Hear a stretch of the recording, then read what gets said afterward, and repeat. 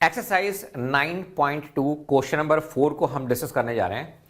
अगर आप मुझसे पूछे कि सर इस क्वेश्चन का लेवल बता दो, तो ये क्वेश्चन बहुत हल्का है, बहुत हल्का है। दो इक्वेशन बनेगी, उन दो इक्वेशन में से सेकंड में से फर्स्ट को सब्ट्रैक्ट कर देंगे, हमारा आंसर आ जाएगा।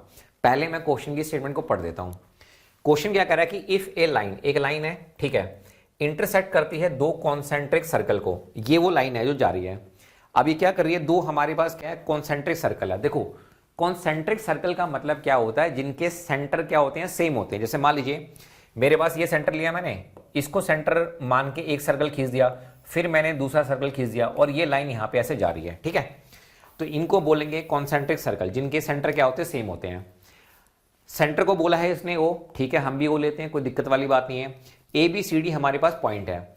अब ये कह रहा है कि आप हमें ये प्रूव करके दिखा दो कि ये जो ए बी है ना, ये सी डी के बराबर है। कर देते हैं, कुछ भी नहीं है। देखो सबसे पहले हमें करना क्या है, कुछ नहीं करना है। पहला पॉइंट याद रखना, ओ से परपेंडिकुलर ड्रॉ कर दो यहां पे, ठीक है। आपने क्या किया, परपेंडिकुलर ड्रॉ कर दिया। अब हमारे पास दो सर्कल है, अगर आप ध्यान से देखें, एक हमारे पास छोटे वाला सर्कल, एक है बड़े वाला सर्कल। अब ये लाइन ऐसे जा रही है, दोनों में ऐसे जा रही है ना, दोनों में ऐसे जा रही है। तो जो बड़े वाला सर्कल है उसमें पॉइंट आ रहे हैं, बड़े वाले सर्कल में पॉइंट आ रहे हैं ए और डी। बड़े वाले में आ रहे हैं ए और डी, छोटे वाले में आ रहे हैं बी सी, छोटे वाले में आ रहे हैं बी सी। दोनों का सेंटर सेम है। अगर मान लो मैं दोनों पे परपेंडिकुलर ड्रॉ करूंगा तो ये क्या करेगा, ये इक्वल पार्ट में डिवाइड कर देगा। अगर मान लो मैं इसको m मान लूं और इसको m मान लूं, तो मुझे बताओ ये बी एम किसके बराबर हो जाएगा, एम सी के। और ये जो ए एम है किसके बराबर होगा, एम डी के। बस इसी को हमें क्या करना है, यहाँ पे इस्तेमाल करना है। तो सबसे पहले हमने क्या किया, हमने यहाँ पे कंस्ट्रक्शन की, किसकी, ओ एम की, ठीक है। तो ओ एम हमारे पास क्या है, हमने कंस्ट्रक्ट कर दिया, ठीक है। अब ये जो है, ये जो लाइन जा रही है इसके ऊपर ये परपेंडिकुलर है। तो मुझे बताओ एक बार, तो ये जो ओ एम है, एक बार ये जो ओ एम है ये परपेंडिकुलर होगा किसके, बी सी के, परपेंडिकुलर होगा बी सी के, और एक बार होगा ए डी के। तो ओ एम जो है वो ए डी के भी परपेंडिकुलर होगा। जब ये बी सी के परपेंडिकुलर है, आपको मैंने बताया ये कोड होगी। सर्कल के सेंटर से जब आप परपेंडिकुलर ड्रॉ करते हो तो कोड को वो बाइसेक्ट करता है।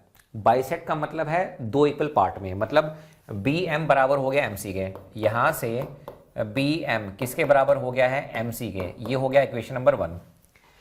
जब आप बड़े वाला सर्कल लेंगे उसमें ए एम किसके बराबर होगा, एम डी के। तो यहां से ए एम किसके बराबर होगा, एम डी के बराबर होगा। ये हो गई इक्वेशन नंबर 2। अब मुझे क्या चाहिए, मुझे चाहिए ए बी। तो मेरे प्यारे दोस्तों ए बी कैसे मिलेगा, अगर मैं ए एम में से बी एम को घटा दूं, ए एम में से बी एम को घटा दूं, मुझे ए बी मिल जाएगा। एम डी में से एम सी को घटा दूं, मुझे सी डी मिल जाएगा। बस तो हम यहाँ पे क्या लिखेंगे, हम यहाँ पे लिखेंगे सब्ट्रैक्टिंग 2 from 1, ठीक है, 2 from 1। तो आप मुझे बताइए कि A M minus B M is equal to में M D minus M C. A M में से बी एम गया, ए एम में से बी एम गया, क्या बच गया हमारे पास, ए बी बच गया। ये हो गया हमारे पास ए बी। एम डी में से एम सी गया, एम डी में से एम सी गया, क्या बच गया हमारे पास, सी डी।